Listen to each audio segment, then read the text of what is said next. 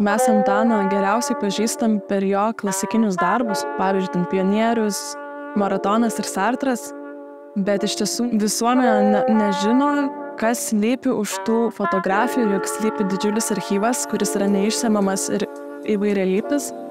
Šitas archyvas atlieka atminties institucijos pareigą, saugodamas kultūrinį paveldą, ir tai yra labai specifinis ir išskirtinis atvejis.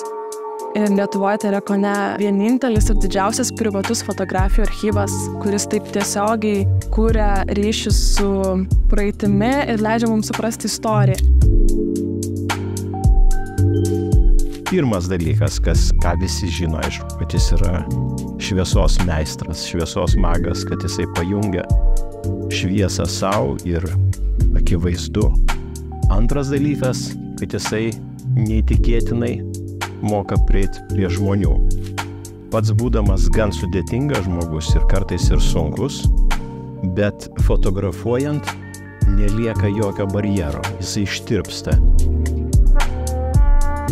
Būtų gerai, kad šiuolaikiniai menotyrininkai, mokslininkai bei menininkai dažniau čia ateitų ir analizuotų tai, kas glūdi šitam Antano Sutkaus fotografijų archyve ir kažkaip iškeltų į paviršių tam tikras ir istorijas ir laikotarpį.